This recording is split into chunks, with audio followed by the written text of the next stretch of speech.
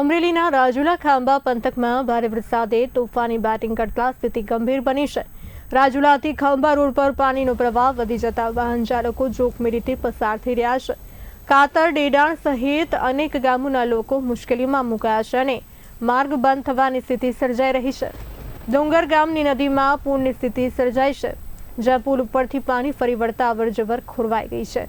રાજુલા શહેરની મુખ્ય બજારમાં પણ પાણી ભરાઈ જતા જનજીવન પ્રભાવિત થયું છે।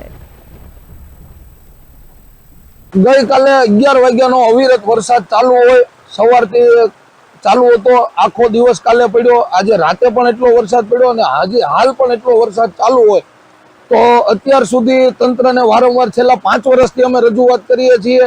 હર વર્ષે ચોમાસાની અંદર આ રોડની આ જ પરિસ્થિતિ હોય। હવે લગભગ વરસાદ બંધ થયા પછી પણ 24 કલાક સુધી આ રસ્તો ચાલુ થવાનો હોય નહીં, એટલે વારંવાર આરએનબી ને પીડબ્લ્યુડી ને હરેક જગ્યાએ અમે રજૂઆત કરવા છતાં હર વર્ષે આ પાણીનો કોઈ નિકાલ આજ સુધી કોઈ કરવા આવ્યું નથી કે તંત્ર અહીંયા અમારી ખબર અંતર પૂછવા પણ આવતું નથી। અહીંયા તમે ખેતર પણ બતાવી શકો છો કે હરેક ખેતરની અંદર કમરસામાં પાણી હોય, પાકનું ધોવાણ થયું હોય। અહીંયા ઇન્ડસ્ટ્રીયલ એરિયો છે, 2-3 પ્લાન્ટ અહીંયા ચાલે, કોઈ કપાસનું જીનિંગ છે, બાયોકોલનો પ્લાન્ટ છે, રેતીનો પ્લાન્ટ છે, અહીંયા સિંગનું કારખાનું હોય, એને પણ એટલું નુકસાન છે। તો આજ સુધી હજી અહીંયા તંત્ર અમારી ખબર અંતર પૂછવા પણ આવ્યું નથી। તો અમારી આ ફરિયાદ છે, અમે વારંવાર રજૂઆત કરવા છતાં આજ સુધી અહીંયા કોઈ કામ થયેલ ન હોય।